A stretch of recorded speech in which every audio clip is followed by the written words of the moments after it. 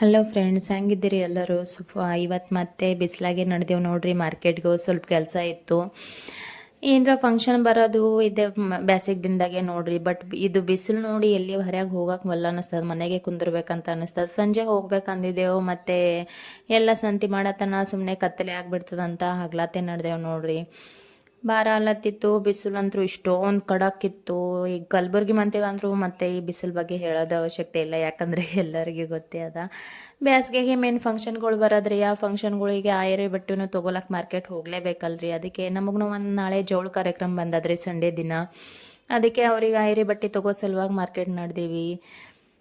ನನಗೂ ಸೀರೆ ತೊಗೊಳೋದಿತ್ತು, ಯಾಕಂದರೆ ಮುಂದೆ ನಮ್ಮ ಸಣ್ಣವನ ಮಗಂದು ಮ್ಯಾರೇಜ್ ಅದ ರೀ. ಸೊ ಬ್ಲೌಸ್ ಅದು ಸ್ಟಿಚ್ ಮಾಡ್ಲಾಕ ಟೈಮ್ ಬೇಕೇ ಆಗ್ತದ.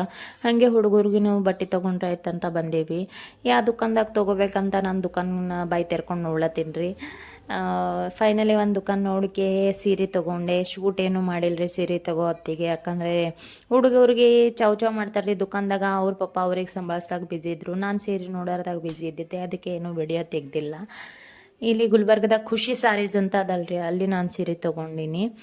ಸೊ ಅಲ್ಲಿದು ಮತ್ತೆ ಇಲ್ಲಿ ಚಸ್ಮಾ ಕಂಡು ಇವರಿಬ್ಬರಿಗೆ ತೊಗೋತೀನಂತ ಅಡ್ಡಿ ಮಾಡ್ಲತ್ತಿದ್ರು. ಸೊ ಅವ್ರಿಗೂ ಬಿಸಿಲು ಅದಲ್ರಿ, ಅದಕ್ಕೆ ಇಬ್ಬರಿಗೆ ಒಂದೊಂದು ಚಸ್ಮಾ ಇಸ್ಕೊಟ್ಟೆವು. ಅಲ್ಲಿದು ಮತ್ತೆ ಮುಂದೆ ಚಪ್ಪಲ್ ಬಜಾರ್ ಬಂದೆವು, ಸ್ವಲ್ಪ ಹುಡುಗರಿಗೆ ಡೈಲಿ ಯೂಸ್ ಸಲುವಾಗಿ ಏನಾರ ನೋಡೋಣ ಅಂತ. ಸೊ ಅಲ್ಲಿದೆಲ್ಲ ಸಂತಿ ಮಾಡಿಕೊಂಡು, ಮತ್ತು ನನಗೆ ನಾಳೆ ಫಂಕ್ಷನ್ ಸಲುವಾಗಿ ಐಬ್ರೋ ಮಾಡಿಸ್ಕೋದಿತ್ರಿ. ಸೊ ಅದಕ್ಕೆ ಇಲ್ಲಿದು ಸಂತಿ ಮುಗಿಸ್ಕೊಂಡು ಪಾರ್ಲರ್ ಹೋದೆ.